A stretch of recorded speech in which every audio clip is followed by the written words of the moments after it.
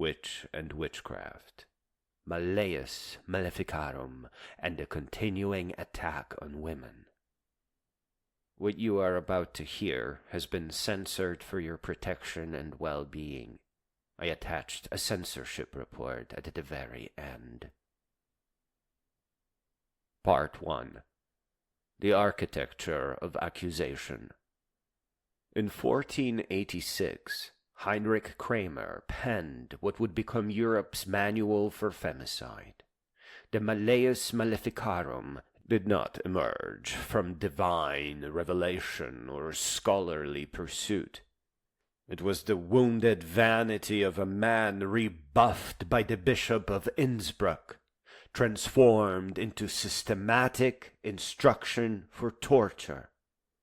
This text, blessed with papal authority, would guide the murder of approximately 60,000 human beings, most of them women, whose primary crime was existing outside of male control. The genius of Kramer's evil lay not in its originality, but in its systematization.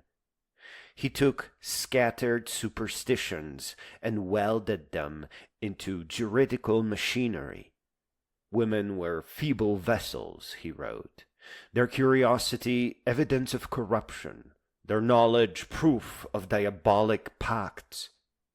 The text devoted 2/3 of its length to interrogation methods, how to break a human being until they confessed to impossible crimes, how to extract names of others, how to create an endless chain of accusation that would consume communities whole. Consider what this meant in practice. A midwife who understood herbs became a poisoner. A woman who lived alone became consorter with demons. A healer who eased birth pains, defying God's curse upon Eve, became an agent of Satan. The Malleus transformed every form of female competence into evidence of evil. Part 2. The deliberate destruction of knowledge. Before the witch trials, women held Europe's medical knowledge. They were the midwives who understood birth, the herbalists who knew which plants healed, the bone setters who mended breaks. This knowledge accumulated across generations, passed from mother to daughter in careful teaching. The trials did not accidentally destroy this wisdom. They targeted it with precision. Agnes Sampson, Scottish healer, tortured with thumbscrews and the witch's bridle until she confessed to causing storms. Her real crime, decades of successful healing that made her more trusted than university-trained physicians. The witch of Würzburg, whose name was deliberately erased, executed after healing too many whom male doctors had abandoned. Isabel Gaudy, visionary and counselor, broken until she described impossible Sabbaths. Her true transgression was spiritual authority that bypassed church hierarchies. Each execution destroyed not just a life, but a library. With every pyre, recipes for pain relief vanished. Methods for preventing childbed fever disappeared. Knowledge of which mushrooms nourished and which killed, gone. The inquisitors knew exactly what they were destroying. In their own records, they note with satisfaction the silencing of pretenders to healing who challenged medical guilds. They celebrated the elimination of spiritual counselors who offered salvation without priests. Part 3. Economics of Terror. The witch trials were very lucrative. Accused witches' property became forfeit to the church, to the accuser, to the torturer who extracted confession. Professional witch finders emerged, paid per conviction. Matthew Hopkins, England's witch finder general, earned 20 shillings per witch, a fortune when a laborer earned pennies daily. He killed 300 people in 2 years. But the deeper economy was control. The trials created a technology of social fracture that prevented any collective resistance. When anyone could be accused, no one could be trusted. When accusation meant death, silence became survival. Women who might have organized, who might have preserved their knowledge in secret, who might have protected each other, instead became instruments of each other's destruction. The torture chamber extracted more than confessions. It manufactured complicity. The accused, broken by thumbscrews and strappado, named names. Friends, healers, women who had shown them kindness. These betrayals, forced from infinite agony, shattered communities' ability to resist. Every accusation created new accusers, as those named scrambled to save themselves by naming others. The inquisitors had discovered something profound. You could make people complicit in their own destruction. Part 4. The Noble Lie Perfected. Plato's noble lie imagined beneficial deceptions that would create social harmony. The witch trials perverted this into its opposite, malevolent fictions that created social chaos while strengthening tyrannical control. The inquisitors did not believe their own propaganda about night flights and demon consorting. Their private correspondence reveals calculating politicians who understood perfectly that they were eliminating threats to institutional power. The lie was triple layered. First, that witches existed. Second, that they could be identified through torture. Third, that their elimination would bring safety. Each layer reinforced the others. If witches didn't exist, why did so many confess? If torture didn't work, why did it produce such detailed accounts? If killing witches didn't bring safety, perhaps more witches remained hidden. This recursive logic trapped entire populations. To question whether witches existed became proof you were one. To defend the accused revealed your own corruption. To suggest torture produced false confessions meant you feared examination. The only safety lay in enthusiastic participation, becoming more orthodox than the orthodox, more brutal than the brutal. Part 5. The persistence of the pattern. In Saudi Arabia today, a woman can still be beheaded for sorcery, the charge often levied at those who seek divorce or refuse arranged marriages. In Papua New Guinea, witch remains a death sentence for women who own property that men want, who refuse sexual advances, who succeed too visibly. In India, approximately 200 women die yearly as witches. Widows whose land is coveted, women who resist rape, daughters who seek education. The word witch itself has been deliberately trivialized in wealthy nations, reduced to Halloween costumes and fantasy novels, while in much of the world it remains a weapon. When Western women call themselves witches, as rebellion or spiritual practice, they don't comprehend that this word still gets women burned alive, their genitals mutilated with hot irons, their children forced to watch their execution. Helen Rumbley, beheaded in Papua New Guinea in 2013. Her crime? Her family owned a wooden house and had university educations. Faza Fala, sentenced to death in Saudi Arabia in 2006. Her crime? Seeking autonomy.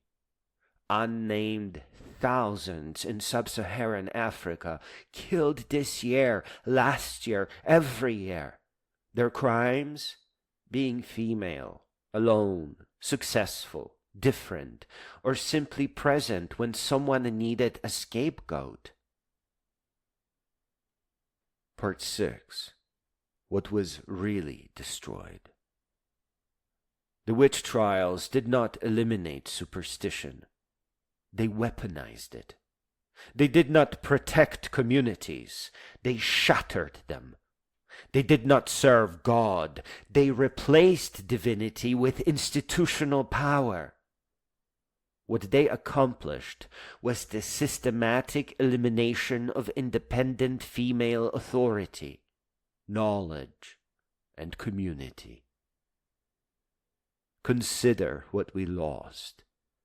Generations of accumulated wisdom about pregnancy, birth, and infant care. Understanding of local plants' medicinal properties. Networks of women who supported each other through crisis. Spiritual practices that connected communities to their land and ancestors. Methods of conflict resolution that didn't require institutional intervention. Forms of authority based on wisdom and service rather than force. Part 7. The unforgivable. Some crimes transcend their immediate victims. The Holocaust destroyed not just 6 million Jews, but the very idea that civilization meant progress towards human dignity. Slavery destroyed not just millions of Africans, but the possibility of seeing humanity as one family. The witch trials destroyed not just tens of thousands of women, but something essential in human community. The bonds of trust that allow knowledge to pass between generations, that enable the powerless to protect each other. This is unforgivable, not because forgiveness is impossible, but because the crime continues. Every woman killed as a witch today dies because the Malleus Maleficarum created a template for femicide that still functions. The machinery of accusation, once built, never fully dismantles. The men who wrote these manuals, who designed these tortures, who perfected these systems of accusation, they knew exactly what they were destroying. They documented it in their own words. They celebrated the elimination of competitors to institutional power. They profited from the confiscated property. They advanced their careers through the bodies they burned. Epilogue. The duty of memory. To remember correctly is not to romanticize. The women killed as witches were not mystical beings with supernatural powers. They were humans who held knowledge, who served their communities, who existed outside prescribed boundaries. Their murder was not about superstition, but about power. Who could hold it? Who could challenge it? Who could exist independently of it? When we reduce witch to costume or aesthetic, we participate in the trivialization of femicide. When we pretend the trials were merely about superstition rather than systematic control, we enable their continuation. When we forget that witch hunt describes actual hunts for actual women who are actually killed, we abandon those still being hunted. The women burned as witches were humanity's teachers, healers, and wisdom keepers. They were not killed despite these qualities, but because of them. Their elimination impoverished our species in ways that we are only beginning to understand. Every time women's wisdom is silenced or stolen or burned, the trials continue. We owe the dead more than costume parties and fantasy novels. We owe them the recognition that their murder was not medieval madness, but modern technology, the deliberate destruction of human potential that threatened institutional power. We owe them the understanding that their killers were not superstitious fools, but calculating politicians who knew exactly what knowledge they were destroying, what communities they were shattering, what futures they were foreclosing, and what plots of land they were getting out of it. Most of all, we owe them the clarity to see that the machinery of accusation still functions, that women still burn for the crime of existing outside of control, that the word witch still kills. Until we dismantle this machinery completely, not just in law, but in the heart that learned to fear wisdom, the trials continue, and we remain complicit in the unforgivable. The Censorship Report. Areas where truth was softened. The sexual violence inherent in witch trials' torture methods remains understated. Historical records document systematic rape, forced nudity, and genital mutilation as standard interrogation practices. The direct lineage from the witch trials to contemporary medical dismissal of women's symptoms could be stated more forcefully. The calculation behind selecting victims, specifically targeting women with property, knowledge, or independence, deserves more explicit economic analysis. Phrases that weakened the message.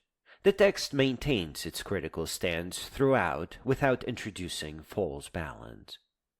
Omitted words and concepts. Femicide and gynocide appear minimally when they could structure the entire analysis. Contemporary religious institutions enabling ongoing witch murders remain unnamed. Murder appears less frequently than warranted. Execution and killing create false legitimacy. The appropriation of witch identity by privileged populations while women die under the accusation needs direct confrontation.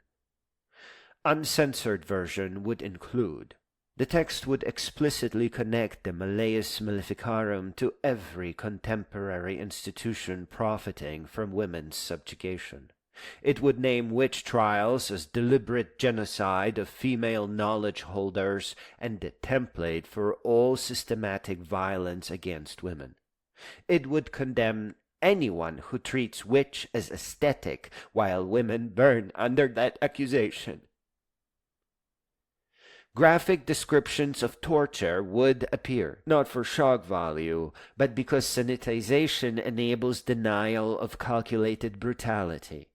Contemporary institutions built on wealth stolen from murdered women would be named. The text would eliminate comfort, distance, and any pretense of evolution while women still burn alive today.